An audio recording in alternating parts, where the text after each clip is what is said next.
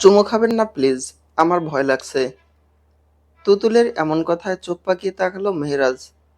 কিছুক্ষণ আগেই তাদের এঙ্গেজমেন্ট সম্পূর্ণ হয়েছে। ফর্সা হাতে জ্বলজ্বল করছে হীরার আংটিটি। তুতুল মেহেরাজের সম্পর্কে এমন কথা কেন বলল? তাদের দেখে কি মনে হচ্ছে সে ঘোর আবেশে ডুবে আছে? কিন্তু না, মেহেরাজ তো রেগে আছে, যাকে বলে আকাশ ছোঁয়া রাগ। মেহেরাজ তার হেলানো শরীরটা আরেকটু হেলিয়ে দিল।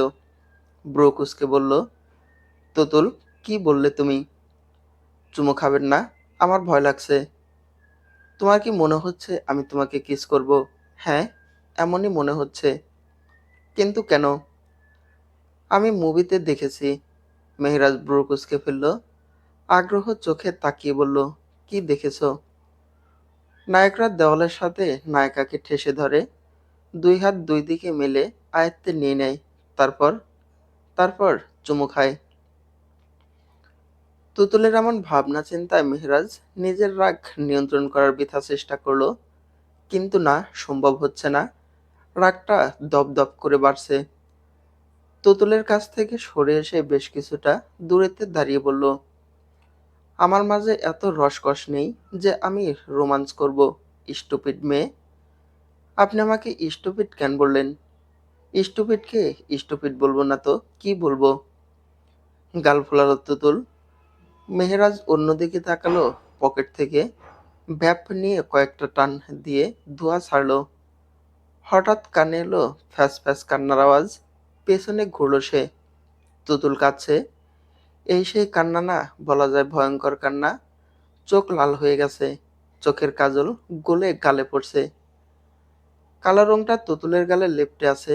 এক মুহূর্তে মেহেরাজের মনে হলো তুতুলের গালে কাজলের কালি যেন চাঁদের গায়ে দাগের মতোই। কি সমস্যা, কাঁদছো কেন? আপনি আমায় স্টুপিড বলেছেন, এজন্যই কাঁদতে হয়। তুতুল থামলো না। কান্নার আওয়াজ বাড়লো।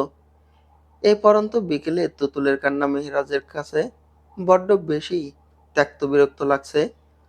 মনে হচ্ছে এই সুন্দর সময়টাতে এই মেয়েটাই একটা আবর্জনা। কান্না থামাও তুতুল। আমি মেয়েদের এসব ন্যাকা কান্না সহ্য করতে পারি না। তুতুল এবার চেঁচিয়ে কাঁদতে লাগলো। তুতুলের হবু বর তাকে এভাবে অপমান করছে। এভাবে। হিরোর মতো ছেলেটা যে এতটা খারুস তা তো সে জানতো না। জানলে কি আর জেনে শুনে এমন করে? হঠাৎ ধমক দিল মেহেরাজ, কান্না থামাও তুতুল। তুতুলের কান্না থামলো না, বরং আরো চেঁচিয়ে কাঁদতে লাগলো। রাগ লাগলো মেহেরাজের। নিজেকে নিয়ন্ত্রণ করতে না পেরে চেপে ধরলো তুতুলের দুবাহু, তারপর শরীরের সমস্ত শক্তি ব্যয় করে তুলে ফেললো উপরে। ভয় পেল মেয়েটা। ভয়ে ভয়ে চিৎকার করে বলল, নামান আমাকে, নামান বলছি, আমি পড়ে যাব। একটা আছাড় দেব যদি কান্না না থামাও। থামাচ্ছি, কান্না থামাচ্ছি। বেচারির কান্না তো থামলই না, বরং হেঁচকি উঠে বুকটা কেঁপে কেঁপে উঠল। তবু ভয়ে দাঁত দিয়ে ঠোঁট চেপে ধরে আছে, একটু শব্দও বের হওয়া চলবে না। চোখের জল গড়িয়ে গাল ভিজিয়ে দিচ্ছে। নিঃশ্বাসগুলো কেমন এলোমেলো হয়ে আসছে।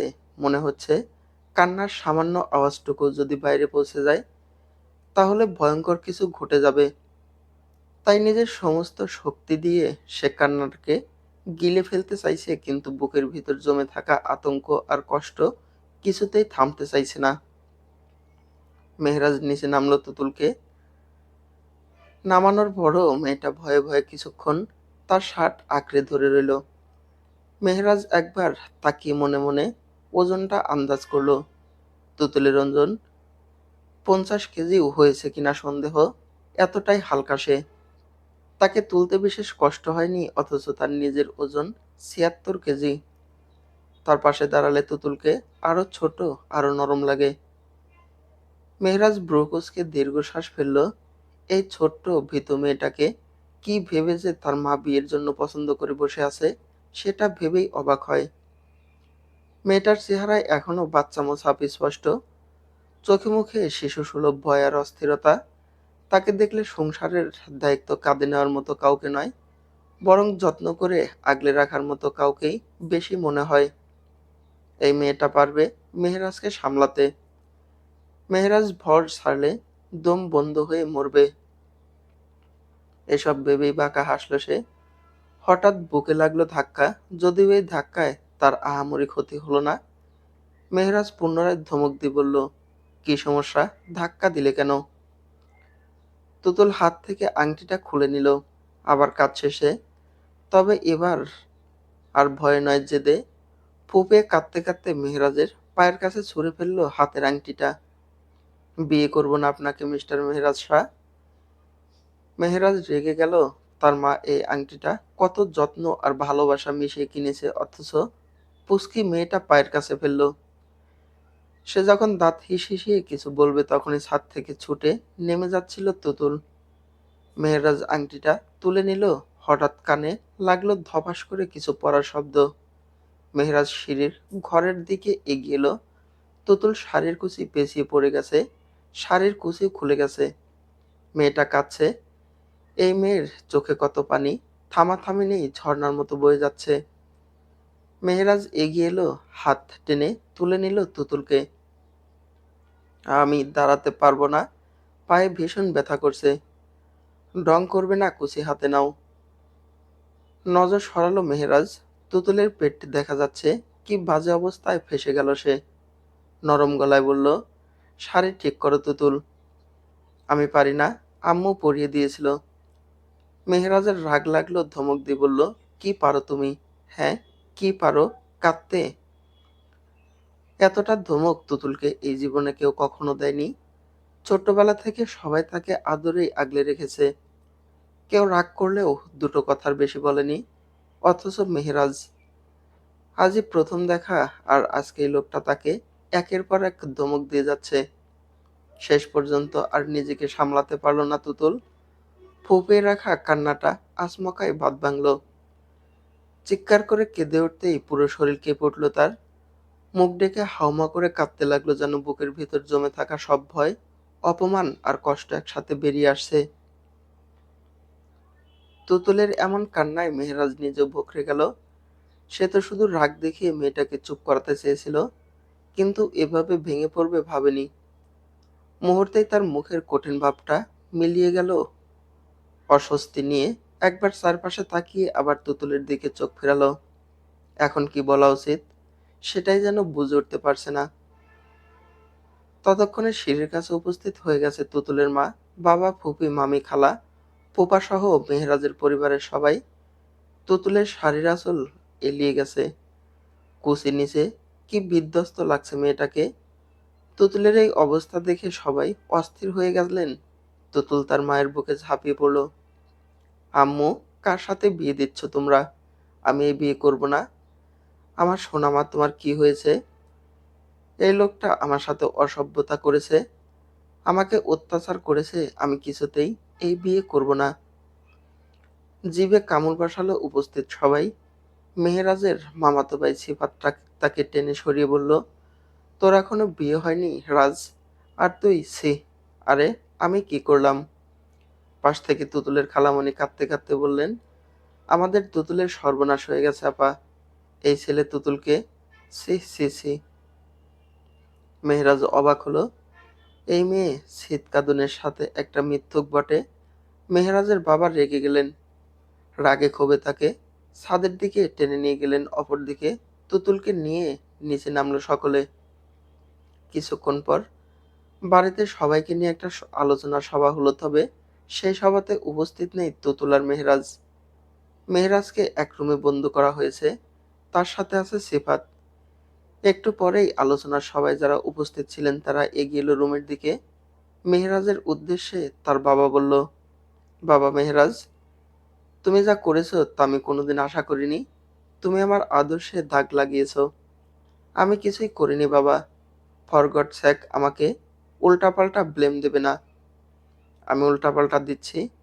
তুমি, যাই হোক, আজ তোমাদের বিয়ে হবে আজকেই। মেহরাজ রেগে গেল। তার রাগকে কেউ পাত্তা দিল না। তবে মেহরাজ নিজের নিয়ন্ত্রণ করতে পারেনি। সে বিট ঠেলে ছুটে গেল তুতুলের কক্ষে। কক্ষে ঢুকেই দরজা বন্ধ করলো।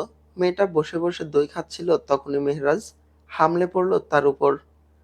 আবার কিভাবে নিজেকে শান্ত করলো, তুতুলের হাত থেকে দইয়ের বাটিটা সরিয়ে বলল, শোনো তুতুল, আমি তোমাকে বিয়ে করব না, আমিও করব না।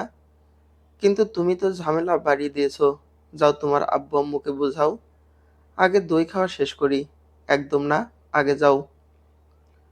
তুতুল তো উঠে দাঁড়াতে পারে না। মেহরাজ তাকে টেনে দাঁড় করালো, সাহায্য করলো দরজা পর্যন্ত যেতে। তবে মেহরাজ অবাক হয়েছে, কেননা তুতুল ফুপাচ্ছে। বোঝা যাচ্ছে কাঁদবে। মেহরাজ দরজা খুলল। দরজার সামনে ততক্ষণে ভিড় জমিয়ে রেখেছিল সকলে। সবাইকে অবাক করে দিয়ে তুতুল আবার হাউমাউ করে কেঁদে উঠল। কাঁদতে কাঁদতে ডলে পড়ল মেহরাজের মায়ের বুকে। আন্টি, আমি বিয়ে করব না। মেহরাজ হতাশ হলো। বিয়ে করবে না তো কাদার কি দরকার ছিল? এখন তো সবাই তাকে আবার সন্দেহ করবে। রাগে দুঃখে মেহরাজ দইয়ের বাটির সব দই নিজের মাথায় ঢালল। এদিকে নিজের দইয়ের করুণ অবস্থা দেখে আবার চেঁচিয়ে কাঁদতে লাগলো তুতুল। মেহরাজ বিড়বিড় করে বলল, একটা মানুষ এত কাঁদতে পারে কি করে? আমি বোধহয় এর চোখের জলেই ডুবে মরব। মেহরাজের মাথা থেকে দই টপ টপ করে নিচে পড়ছে। ছেলেটার এমন কর্মকাণ্ডে সবাই অবাক। সবচেয়ে বেশি অবাক তুতুল। তার দইকে মেহরাজ কেন চুলে দেবে? রাগ লাগলো তার, প্রচুর রাগ। কান্নার মাত্রা বাড়িয়ে দিল দ্বিগুণ। মেহরাজের আর এখানে দাঁড়িয়ে থাকার ইচ্ছে নেই। ড্রামা কুইন একটা। মেহরাজ যখন চলে যাচ্ছিল তখন তুতুল তার দিকে তাকিয়ে আরো জোরে জোরে কাঁদছে। আজ যদি পাটা ঠিকঠাক থাকতো তবে মেহরাজের মাথার চুল একটাও থাকতো না। আর 2 মাস পর তুতুলের এইচএসসি পরীক্ষা। কথা ছিল পরীক্ষার পর তাদের বিয়ে হবে। মেহরাজ যেহেতু কক্সবাজারে থাকে, তাই খুব বেশি ঢাকায় আসে না। এবার এসেছে 3 মাস পর। তাই তার মা অন্তরা সিদ্ধান্ত নিলেন মেহরাজ আর তুতুলের এঙ্গেজমেন্ট হয়ে যাক, বিয়ে পরে হবে। তবে আজ যা কীর্তিকলাপ তারা দেখিয়েছে, যত দ্রুত সম্ভব এই বিয়ে দিতেই হবে। এসব নিয়ে কারো কোনো আপত্তি নেই। তুতুলকে তারা সবাই স্নেহ করে, ভালোবাসে। মেহরাজ রাগে লাল হয়ে আছে, এসির মাঝেও ঘামছে। তার আশেপাশে যাওয়ার কেউ সাহস করছে না। সিফাত একবার এসেছিল, তবে ঝাড়ি খেয়ে আবার বেরিয়ে গেছে রুম থেকে। তুতুলকে সাজানো হচ্ছে। লাল টুকটুকে শাড়ি, খোঁপায় গোলাপ ফুল, তার গলায় শোভা পাচ্ছে অন্তরার দেওয়া গহনাগুলো। তিনি আজ বেশ খুশি। বাড়িতে ছেলের বউ তুলবেন না, বরং মেয়ে তুলবেন। তুতুলের ফুফুতো বোন নিশি টিস্যুর বক্স হাতে দাঁড়িয়ে আছে। তুতুল কাঁদছে, নাক টানছে। একটু পর পর টিস্যু টেনে নিচ্ছে। এদিকে তুতুলকে সাজাতে এসে বেকুব বনে গেছে নিশির বড় বোন নোরা। সে বিরক্ত হয়ে বলল, এত কাঁদলে সাজানো যায়? নোরা আপু, আমি তো বলছি সাজবো না। কেন সাজবে না? তুমি হীরের মতো বর চেয়েছিলে, পেয়েছো। এবার আর কাঁদছো কেন? ওটা খারুশ, দেখতেই সুন্দর, কিন্তু কিন্তু তুতুল ভাবছে কি একটা ফলের নাম পড়েছিল বইয়ে, কিন্তু এখন মনে পড়ছে না। পাশ থেকে নিশি বলল, মাকাল ফলের কথা ভাবছিলে আপু? হ্যাঁ, মাকাল ফল। নোরা চাপা হাসলো কাঁদতে কাঁদতে। নাক, গাল এত লাল হয়েছে, আর ব্লাশ দেওয়ার কোনো প্রয়োজন নেই। এদিকে কাজে চলে এসেছে। বাসার সবাই তাড়া দিচ্ছে যত দ্রুত সম্ভব বিয়ে সারতে হবে। তুতুল আবার কেঁদে উঠল এই ছেলেকে সে কিছুতেই বিয়ে করবে না। কিন্তু কে শোনে কার কথা? তুতুল আর মেহরাজকে জোর করে বিয়েতে বসানো হলো। কবুল বলিয়ে ছাড়লো। বিয়ের সময় তুতুলের কান্না আরো বাড়লো। মেহরাজ রাগ দেখিয়ে কিছু বলতেও পারছে না, এদিকে সইতেও পারছে না। মেহরাজ যখন কবুল বলল, তখন সবাই জোরে আলহামদুলিল্লাহ বলে উঠল, যেন পরিবারের সবাই একটা মহাযুদ্ধে জিতে গেছে। বিদায়ের মুহূর্তে সবার সামনে তুতুলের বাবা ইমতিয়াজ তুতুলের হাতে তুলে দিলেন মেহরাজের হাতে। চারপাশে তখন কান্না, দোয়া, অস্পষ্ট কথাবার্তার ভিড়, তবু তুতুলের হাত ছুতেই মেহরাজের মনে হলো এক মুহূর্তে যেন পৃথিবীর বাকি সবকিছু মিলিয়ে গেছে। ছোট্ট নরম আর উষ্ণ হাতটা তার মুঠোর ভিতর কেমন অসহায়ভাবে কাঁপছে, সেই স্পষ্টটাই অদ্ভুতভাবে নাড়িয়ে দিল তাকে। বুকের ভিতর হঠাৎ কেমন থমকে গেছে সবকিছু।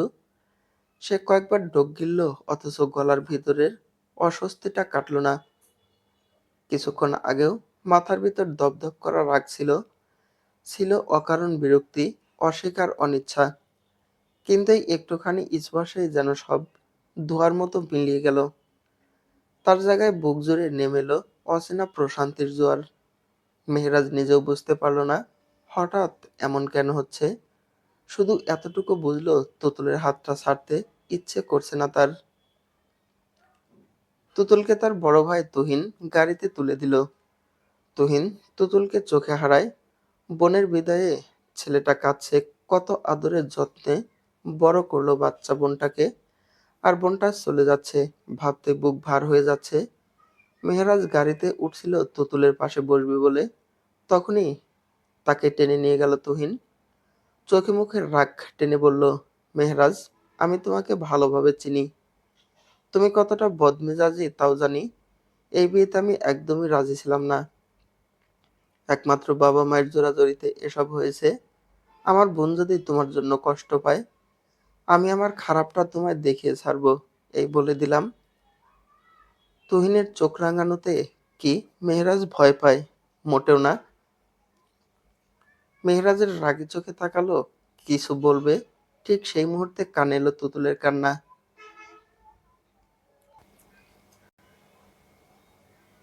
তুতুল আগের তুলনায় এবার জোরে জোরে চিৎকার দিয়ে কাঁদছে।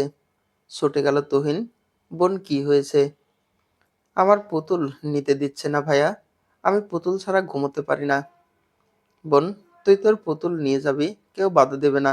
নোরা, যা, তুতুলের পুতুলটা নিয়ে আয়। বর্ষা ছেলের এমন সিদ্ধান্তে রেগে গেল। পুতুলটা এখনই ওই বাড়িতে নিতে হবে, পরে নিলেই তো হতো। মেহেরাজের বাবা মুশফিকুর শাহ হেসে বললেন, চাপ নিচ্ছেন কেন? একটা পুতুলই তো, গাড়িতে করে নিয়ে যাব, এটার আহামরির কিছু নাই। নোরা যখন পুতুল নিয়ে আসছিল তখনই মুশফিকুর শাহ এর হাসি হাওয়ায় মিলিয়ে গেল। এত বড় পুতুল যে নোরার শরীর দেখা যাচ্ছে না, এই পুতুল তো গাড়িতে ঢুকবে কিনা সন্দেহ আছে। পুতুলের সাইজ দেখে মেহেরাজের শান্ত মেজাজ আবার অশান্ত হয়ে গেল। ধমক দিল তুতুলকে, এই পুতুল আমি নেব না। তুতুল চুপসে গেল। প্রথমে নাক ফুলালো, তারপর গাল ফুলিয়ে বলল, আমি কিন্তু আবার কাঁদবো। তুমি আমাকে থ্রেট দিচ্ছ? না, ওয়ার্নিং। এক পা মুচড়ে গেছে আমি, আর এক পা ভেঙে ফেলবো। ভাইয়া, ভাইয়া। তুতুল চিৎকার করে কাঁদছে, তার কান্নায় ছুটে এলো তুহিন। তুহিনের চোখ ভেজা, বোঝাই যাচ্ছে বোনের জন্য কাঁদছে। কিরে তুতুল, কাঁদছিস কেন? মেহরাজ তোকে কিছু বলেছে? বল আমাকে। তুতুল নাক টেনে মিথ্যে বলল, না বলেনি, তবে বলবে মনে হচ্ছে। উনি পুতুল নিতে চাচ্ছেন না। চাচ্ছেন না মানে কি? নিতেই হবে তাকে। নোরার হাত থেকে পুতুল নিয়ে তুহিন ঘুরে গেল মেহরাজের পাশে। গাড়ির দরজা খুলে ঠেলে দিল বিশাল বড় টেডিটা। গাড়িতে এই টেডি ঢুকছে না, কিন্তু তাতে কি? যে করেই হোক তুহিন আজ টেডি ঢুকিয়ে ছাড়বে। এদিকে নরম তুলোয় পিষ্ট হচ্ছে মেহরাজ। রাগে ক্ষোভে ইচ্ছে করছে এই পুতুলে আগুন লাগিয়ে দিতে। তার পরিবার আজ তাকে বিশ্রীভাবে ফাঁসিয়ে দিল। জীবনসঙ্গী যদি এমন একটা মেয়ে হয়, তবে সেই জীবনের দরকার নেই সন্ন্যাসী হওয়া ঢের ভালো। সারা জীবন দেখে এসেছে নবদম্পতি এক গাড়িতে থাকে, বউ কাঁদে, বর সান্ত্বনা দেয়। কত সুন্দর মুহূর্ত, অথচ মেহেরাজের কপাল এতই পোড়া। একটা নেকা রানী তার বউ হয়েছে, যা সে আজীবন ঘৃণা করছে। গাড়ি চলতে শুরু করেছে, ড্রাইভার মুচকি মুচকি হাসছে। এই ড্রাইভার লালু তাদের বেশ পুরনো। মেহেরাজের স্বভাব সম্পর্কে বেশ ভালোই ধারণা আছে, তবে তার স্বভাবের সাথে এই বউ মোটেও যাচ্ছে না। শাহবাড়িতে শাহী ব্যাপার স্যাপার ঘটতে চলেছে। ড্রাইভার সাহেব সাহস নিয়ে গান চালিয়ে দিলেন। চোখ তুলে দেখোনে কে এসেছে। আরে নতুন করে আবার বিয়ের সানাই বেজেছে। আরে চোখ তুলে দেখো না কে এসেছে, নতুন করে আবার বিয়ের সানাই বেজেছে। তুলি নিয়ে যাব যখন ভালোবেসেছি। তুতুল অবাক চোখে তাকালো। গানটা তার বেশ পছন্দ হয়েছে। কান্না থামিয়ে বলল, সাউন্ড বাড়ান কাকু। ড্রাইভার সাহেব একগাল হাসলেন, সাউন্ড বাড়ালেন। তখনই চেঁচিয়ে উঠল মেহেরাজ, থামাও, এক্ষুনি গান থামাও। ভয়ে ভয়ে দ্রুত গান থামালেন ড্রাইভার। মেহেরাজের শ্বাস আটকে আসছে। এই তুতুলের অত্যাচারে ভালোই ভালোই বাড়ি গেলেই বাসে। বেশ কিছুক্ষণ পর গাড়ি থামলো শাহবাড়ির সামনে। মেহরাজ ড্রাইভারকে বলল, পুতুলটা যেন টেনে বের করে। লালু সেই অনুযায়ী কাজ করলো। তিনি দাঁড়িয়ে রইলেন পুতুল নিয়ে। অপরদিকে মেহরাজ গাড়ি থেকে বেরিয়ে হাঁটা শুরু করলো। তুতুলের দিকে তাকানোর তার বিশেষ সময় নেই। পারে না এই মেয়েটাকে আছাড় মেরে ভর্তা করে দেয়। সে যখন বাড়ির দিকে ঢুকছিল তখনই বাকি গাড়ি এসে থেমেছে। গাড়ি থেকে দ্রুত নেমে গেলেন অন্তরা। তিনি ছুটে এসে মেহরাজের পথ আটকে বললেন, তুমি যাচ্ছ কোথায়? গোসল করব, অসহ্য লাগছে আমার। এখন তো সদর দরজা দিয়ে প্রবেশ করতে পারবে না। বউ নিয়ে যাবে? যাও তুতুলকে নিয়ে এসো। ওর কি পা নেই? আছে, তবে আজ পাটা মুচকে গেছে। যাও, কোলে নিয়ে ঘরে যাও। আমি পারবো না। তুমি তোমার মায়ের কথা শুনবে না? না। আমি দুঃখ পেলাম মেহরাজ। অন্তরা শাড়ির আঁচল টেনে মুখে ধরলেন। তিনিও হাউমাউ করে কেঁদে ফেললেন। তার কান্নায় অবাক হলো মেহরাজ। কই তার মায়ের তো এমন অভ্যাস ছিল না। সামান্য কথায় এভাবে কাঁদছে কেন? আশ্চর্য মা, এই মেয়ের কান্না কি ছোঁয়াচে রোগের মতো। তোমাকেও ধরেছে। আমি তুতুলকে না আনলে আমি আরো বেশি কাঁদবো। কাঁদতে কাঁদতে বললেন অন্তরা। মেহরাজ মায়ের কান্না দেখে গলে গেল। বাধ্য হলো আবার গাড়ির দিকে যেতে। তুতুলকে কোলে তুলে চোখ রাঙিয়ে তাকালো। তার বিপরীতে মিষ্টি হাসলো মেয়েটা। সিফাত ছবি তুলতে ব্যস্ত। সাদা পাঞ্জাবি পরনে বর আর লাল জামদানিতে কনে বরের কোলে। এর থেকে সুন্দর মুহূর্ত আর কিছু আছে? মেহরাজ তুতুলকে নিয়ে এগিয়ে গেল। হঠাৎ চেঁচিয়ে উঠল তুতুল। আমি আমার তুতুকে ছাড়া কোথায় যাব না। ওকে আনুন আমার কাছে। মেহরাজ আশেপাশে তাকিয়ে বলল, তুতুকে? কেউ তো তোমার সাথে আসেনি। কোনো কাজিন এসেছে নাকি ডাকবো? তুতু আমার ট্যাডির নাম। মেহরাজ যেন আকাশ থেকে জমিনে পড়ল। হেল্লা, আর কি দেখার বাকি রেখেছ? লালুকে ডাকলো মেহরাজ। লালু ছুটে এলো। তুতুল লালুর হাত থেকে পুতুল নিজের কোলে নিয়ে নিল। শাহ বাড়িতে অবশেষে প্রবেশ করলো মেহরাজ শাহ এর স্ত্রী তুতুর সাথে। তার বিশেষ সদস্য তুতু। বাসরঘর সাজানোর ব্যবস্থা করো। ফুলে ফুলে যেন ঘর ভরে যায়। শত ফুলের মাঝে মেহরাজ তার নিজস্ব ফুল দেখে ফিদা হয়ে যায়। ঠিক এতটা সুন্দর করে সাজাবে।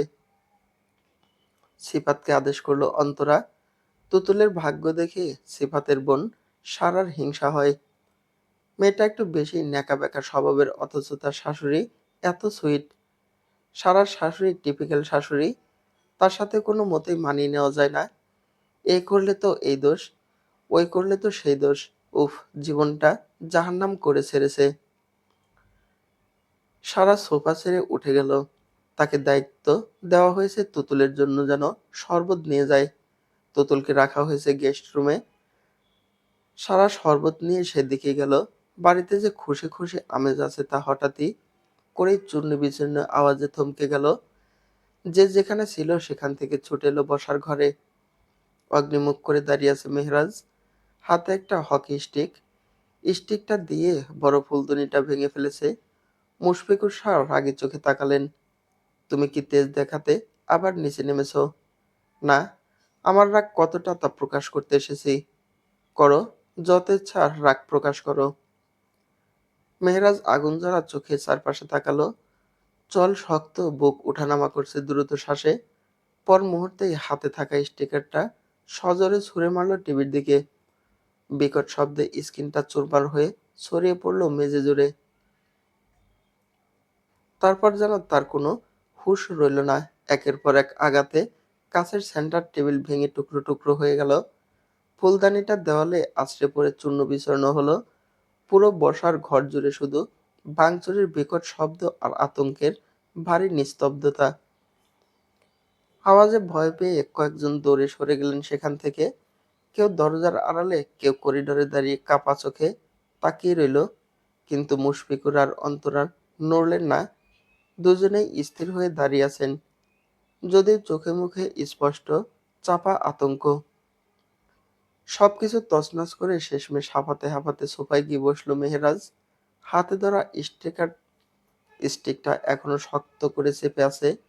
কপালের রগ ফুলে উঠেছে, চোখ দুটো রক্তিম মনে হচ্ছে, ভিতরের আগুনটা এখনো একটু কমেনি।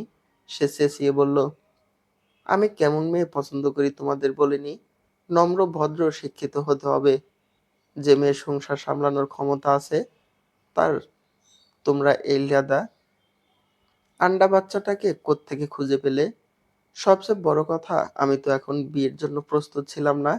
তোমাদের জোরাজুরিতে গিয়েছিলাম, কিন্তু তোমরা কি করলে? বিয়ে করে নিয়ে এলে। অন্তরা নাক টেনে বললেন, আমি ছেলের বউ খুঁজিনি, মেয়ে খুঁজেছি। আমার আজীবনের আফসোস একটা মেয়ে হয়নি। একটা ছেলের জন্ম দিলাম, তেরা তেরা চলন বলন। আর আমি চাইতাম আমার একটা আহ্লাদি মিষ্টি মেয়ে হোক। তুতুলকে আমি 4 বছর ধরে চিনি। এই 4 বছর ওকে নিজের ঘরে আনবো বলে এত উত পেতেছিলাম। যখনই সুযোগ পেলাম নিয়ে এলাম। আমার ইচ্ছার কোনো দাম নেই তোমার, তাই না? তুমি বুঝতে পারছো না কেনরাজ? তুতুল অতি আদরে আহ্লাদি হয়ে গেছে, তবে মেয়েটার মন মানসিকতা ভীষণ ভালো। একবার ওকে গ্রহণ করে দেখো, দেখবে ওকে ছাড়া আর থাকতেই পারবে না। তোমার মেয়ে লাগবে তো যাও, নিয়ে যাও ওই মেয়েকে। বাহ্যিক দিক থেকে সে আমার স্ত্রী, তবে আমি তাকে স্ত্রীর মর্যাদা দিতে পারবো না। তুমি পেলে বসে তাকে বড় করো। মেহরাজ উঠে দাঁড়ালো, রাগ নিয়ে বেরিয়ে গেল বাইরে। আজ আর বাড়ি ফিরবে কিনা সন্দেহ আছে। এদিকে সিফাত ফোন করছিল ফুল দোকানে, যেন বাসর ঘরের জন্য ফুল পাঠানো হয়। সারা ঘর পরিষ্কার করার ব্যবস্থা করা হলো। যা যা ভাঙা হয়েছে তা আবার অনলাইনে অর্ডার করলেন মুশফিকুর শাহ। যা হওয়ার হয়েছে, কিন্তু আজ রাতে তুতুলকে আবার আছাড় মারবে না তো? সেই ভয়ে বুক কাঁপছে তার। দেওয়াল ঘড়ির দিকে তাকিয়ে দেখলেন রাত 11টা বাজে, অথচ এখনো মেহরাজ বাসায় আসছে না। আসবে তো। যদি না আসে তুতুলের কাছে কি জবাব দিবেন তারা? অন্তরা সিফাতকে বলে রেখেছিল যেন কাচ্চি অর্ডার করে। কিছুক্ষণ আগে অর্ডারকৃত কাচ্চি চলে এসেছে। সেসব সাজাতে ব্যস্ত অন্তরা। মুশফিকুর শাহ স্ত্রীর পাশে দাঁড়ালেন, ভয়ে ভয়ে বললেন, এ মানে? তুতুল না হয় আজ সারার সাথেই থাকুক। কেন থাকবে সারার সাথে? আজ ওদের বিয়ের প্রথম রাত। তোমার ছেলের যা মেজাজ, যদি আবার মেয়েটাকে আছাড় মারে তখন? শোনো, ভয় পাবে না। কবুল বলার পর স্বামী স্ত্রীর মনে এমনিতেই রহমত বর্ষিত হয়। আমাদের মেহরাজ ততটাও খারাপ না, দেখবে ঠিকই তুতুলকে মেনে নেবে। হঠাৎ কলিং বেল বেজে উঠল। বাড়ির কাজের মেয়ে লাইলি দরজা খুলল। মেহরাজ এসেছে। চোখে মুখের ভাবসাবে বোঝাই যাচ্ছে রাগ এখনো কমেনি। কারোর দিকে না তাকিয়ে দোতলায় যাবে বলে যখনই সিঁড়িতে পা রাখলো, চেঁচিয়ে উঠল সিফাত, যে করে হোক মেহরাজকে আটকাতে হবে। যদি গিয়ে দেখে তার রুমে বাসর সাজানো হয়েছে, তবে আগুন লাগবে বলে। সিফাত ছুটে এসে মেহরাজের হাত টেনে বলে, কাজ চেনেছি, খাবি না?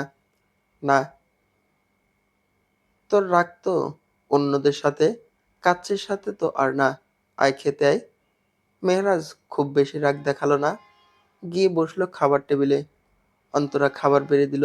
মেহরাজ খেতে খেতেই বলল, সবার উদ্দেশ্যে বলছি, কাল সকালে আমি কক্সবাজার যাব। তোমরা তোমাদের ছেলের বউরূপী মেয়েকে নিয়ে থাকো। অন্তরা মুখ বাঁকিয়ে বললেন, বউয়ের আদর সোহাগ পাবে না, বউকে কাছে পাবে না, সেটা তোমার লস। আমাদের কি? তোমার যা ইচ্ছে তুমি করো। মেহরাজ বাঁকা হাসলো। এই হাসির অর্থ বুঝতে পারল না সিফাত। সারা আর মুশফিকের সাহায্য নিয়ে তুতুল খাবার টেবিলের সামনে এলো। অন্তরা আহ্লাদ করে তুতুলকে বসালো মেহরাজের পাশে। মুহূর্তে রেগে গেল মেহরাজ, তবে তার রাগে কেউ পাত্তা দিল না। তুতুল বলল, এভাবে শাড়ি পরে থাকতে আমার খুব কষ্ট হচ্ছে মামুনি। আর একটু থাকো মা, তারপর চেঞ্জ করবে। আমাকে তুমি খাইয়ে দাও, আমার নিজের হাতে খেতে ভালো লাগে না। অন্তরার মন মুহূর্তে আকাশ বাতাসে দুলে উঠল। ইস, মনে মনে এটাই তো চাইছিলেন। তিনি বেশ তৃপ্তি নিয়ে তুতুলকে খাওয়াচ্ছেন।